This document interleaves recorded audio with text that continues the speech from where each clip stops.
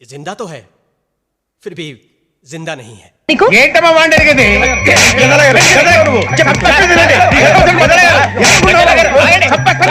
और आदि पुरुष मूवी देखी और सबसे पहले ये बताओ कि ये विश्व हिंदू परिषद और बॉयकॉट वाले कहा चले गए। रामायण जैसा one of the best anime विश्व हिंदू परिषद ने बैन कर दिया था। और जब ओम राउत ने सबसे पहले तो ये ओम राउत इसको लगा कि मैं ऐसे रामायण बनाऊंगा कि इसे 21वीं शताब्दी का वाल्मीकि तौर पर याद किया जाएगा। इसने रामायण पर पूरा एक नया टेक लिया, पूरे तरीके से एक नई रिप्रेजेंटेशन लाई। और जो लोग आए थे रामायण देखने कि ये सोचकर प्रभु श्री राम हनुमान जी के दर्शन हो गए, रामायण देखने को मिलेगी, उन्होंने अपना सर फुड़वा लिया होगा। मैं बार बार सोच रहा था कि भाई ये कब हुआ था रामायण में, ये कब हुआ था रामायण में। ऐसी ऐसी चीजें दिखाई ओम राउत ने। मतलब रावण बोल रहा होगा यार मैंने कुछ चीजों का पालन भी किया है, वो से तो ठीक से दिखाओ। मतलब रावण को महाज्ञानी कहा जाता है, रावण महादेव का सबसे बड़ा भक्त था। और इसमें जो रुद्राक्ष तोड़ते हुए दिखाई है तो रावण ऐसा कभी करने की सोच भी नहीं सकता। ऊपर से रावण ब्राह्मण था, उसमें दिखाया कि वो ड्रैगन को मांस खिला रहा है। दूसरी बात वो रावण है कि ड्रैकुला है वो समझ में नहीं आ रहा है, वो लड़ने के लिए चमगादड़ भेज रहा है, बीच में उसे आयरन मैन बना दिया या फिर ग्लैडिएटर, मांस लगाकर हाथोड़े से चीजें ठोक रहा था। और जो रावण को लुक दिया है विराट कोहली की 2 कट वाले हेयर स्टाइल दिए रावण को, जैसे आज विराट कोहली भी नहीं रखता क्योंकि उसे देखकर कुछ छपरी लड़के उसे रखने लगे।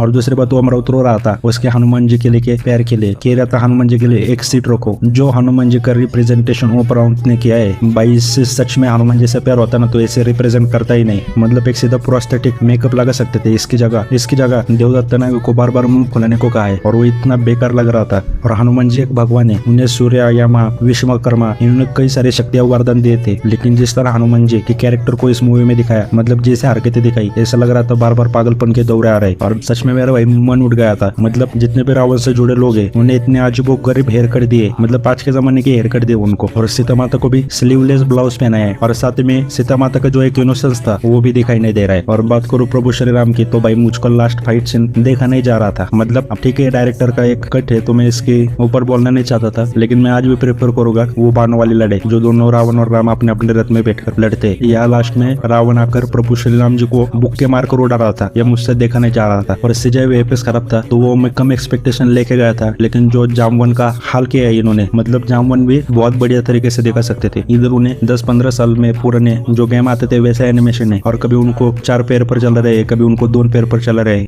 मतलब अभी भी जाकर पुरानी रामायण टीवी सीरियल देखोगे तो उसमें जिस तरह जामवन का रिप्रेजेंट दिखा है मैं उसे प्रेफर करूंगा। जामवन जी कोई क्या वो इस सीरियल में प्रेफर करूंगा। मतलब मैं सोच रहा हूँ अगर प्रैक्टिकल इफेक्ट्स यूज किए जाते तो ये मूवी इतनी गंदी नहीं लगती। और जिस तरह कॉस्ट्यूम था रहना बोलना था तो ऐसा लग रहा था कि कोई बॉलीवुड के भोजपुरी का हीरो है और कोई एक बॉलीवुड का विलन जो अपनी हीरोइन के लिए जंग लड़ रहा है। और उसी तरह डायलॉग भी दिखाए, मतलब हनुमान जी को बोलते हुए दिखाए कपड़ा तेरे बाप का, तेल तेरे बाप का, जलेबी भी तेरे बाप की, जो हमारी बहनों को हाथ लगाएगा उनकी लंका लगा देंगे। और ऊपर से हनुमान को जिस तरह रावण के सामने लाया जाता है वो जाली फेंककर वो देखकर हंसने लगोगे। और जब ब्रह्मदेव की एंट्री होती है तो मुझे पता भी नहीं चल रहा था कि ये ब्रह्मदेव है, जब वो कोत अपने मुंह से कहते कि मैं ब्रह्मदेव हूँ तब पता चलता है।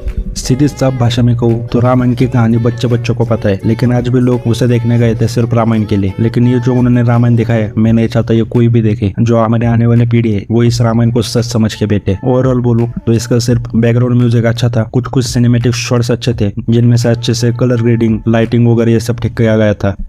लेकिन जब तुम इतिहास या फिर पीरियड मूवीज बनाते हो तब सबसे ज्यादा ध्यान रखना होता है कॉस्ट्यूम, और उस वक्त का टाइम क्रिएट कर सके वही डायरेक्टर क्रिएट नहीं कर पाया। उसने चुना नया टेक लेने का और वो इतना बुरा था, मतलब इन्होंने जिंजे वाले हेयर कट दे दिए, शर्ट पैंट पहना दिए लोगों को, और पता नहीं चल रहा था कि कब विभीषण आ रहा है कब कुंभकर्ण आ रहा है। मतलब लोग कहते कि ऐसा काम करो कि तुम्हें सालों तक याद किया जाए। ओम राउत ने ऐसा काम किया है कि वो कोई याद नहीं रखना चाहता, और ऐसा काम किया है कि इसके बाद ओम राउत कोई काम भी नहीं देगा। और उल्टा इसके बाद सवाल उठेगी कि सच में ओम राउत ने तानाजी जैसी मूवी डायरेक्ट की थी। ऐसा हाल हॉलीवुड में हुआ था जब जॉर्ज क्लूनी ने बैटमैन मूवी बनाई थी, जो कि एक फिक्शनल कैरेक्टर पर है, लेकिन वो मूवी इतनी बुरी बनी थी कि उसके बाद किसी ने बैटमैन मूवी नहीं बनाई थी। उसके बाद क्रिस्टोफर नोलन ने आके बैटमैन मूवी बनाई, तब फिर से बैटमैन मूवी बननी चालू हो गई। लेकिन उसके बाद जॉर्ज क्लूनी ने सबसे आकर माफी मांगी और कहा कि मैं माफी मांगता हूँ कि मैंने तुम्हारा इस कैरेक्टर के लिए एक्सपीरियंस खराब कर दिया। अब मुझे लगता है वही ओम राउत को करना चाहिए। और इस मूवी से मैं 2 अच्छी मूवी सजेस्ट करता हूँ, वो देख लो। एक है हनुमान की एनिमेटेड मूवी जो शायद 2008 में आई थी, और एक योगा साकी का रामायण देख लो। बाकी ज्यादा इनका पीआर चल रहा है उस पर ध्यान मत दो। कोई थिएटर में बंदर आके मूवी देख रहे हैं तो वो सब पीआर चल रहे हैं, और ये वीडियो भी शायद रिमूव हो सकता है क्योंकि इनके पीआर टीम वीडियो रिमूव कर रही है जो इनके खिलाफ बोल रही है, कॉपीराइट स्ट्राइक दे रही है। और जो उनको मूवी को अच्छा बोल रही है वो इनके ही लोग है, क्योंकि कोई इस मूवी को तभी अच्छा बोलेगा जब पैसे लिए हो। तो इस पे पीआर पर बिल्कुल भी ध्यान मत रखना। इसे काफी अच्छे बताने की कोशिश करेंगे लेकिन नहीं है अच्छी, कुछ शॉट्स है अच्छे, लेकिन ओवरऑल बोलूं तो ये रामायण का अपमान है।